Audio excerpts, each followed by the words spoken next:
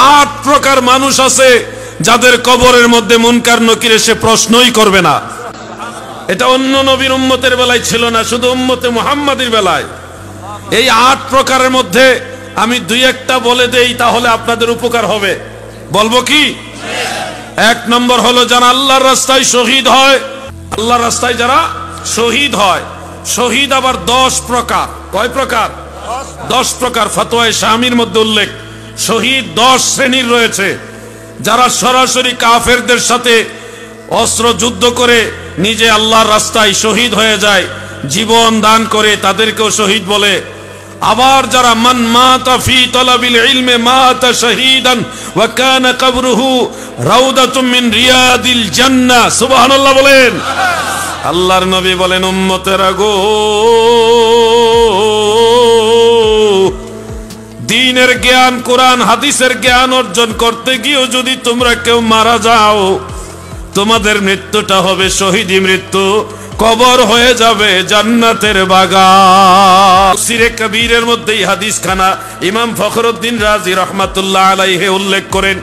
এই জন্য আমার মাদ্রাসার ছাত্র ভাইয়েরা যারা আল্লাহর সন্তুষ্টির জন্য মদিনা ওয়ালার দ্বীনের খেদমতের নিয়তে কোরআন হাদিসের জ্ঞান অর্জন করতে গিয়ে মারা যাবে, সে শাহাদাতের মৃত্যু পেয়ে মরবে।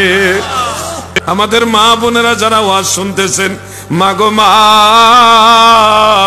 সন্তান গর্ভে ধারণ করে প্রসব করতে গিয়ে সন্তান দুনিয়াতে আসার সময় অনেক মায়েরা ইন্তেকাল হয়ে যায়।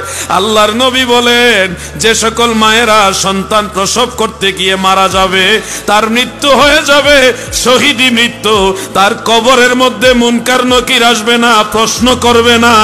আল্লাহ তাআলা ওই ঈমানদার মাকে কবর জগতে জান্নাতের বাগানে কবুল করবে।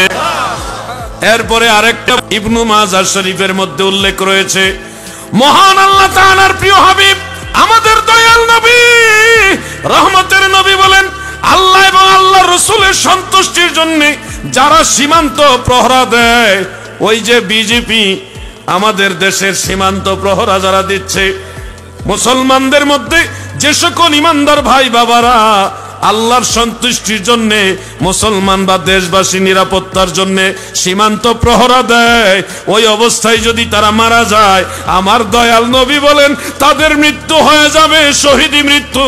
তাদের কবরের মধ্যে আযাব তো হবেই না, মুনকার নকির এসেও তাদের প্রশ্ন করবে না।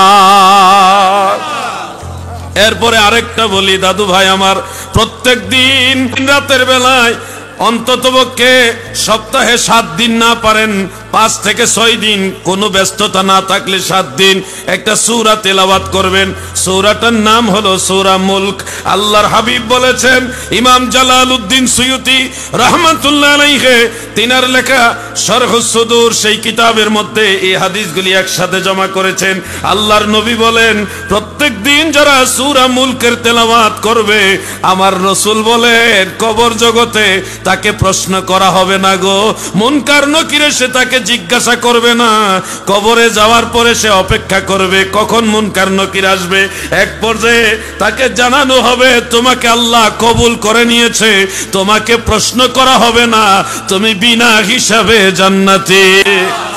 আল্লাহ তোমায় ভালোবাসে, মাওলা তোমায় ভালোবাসে, তুমি তারে ভুইলো না।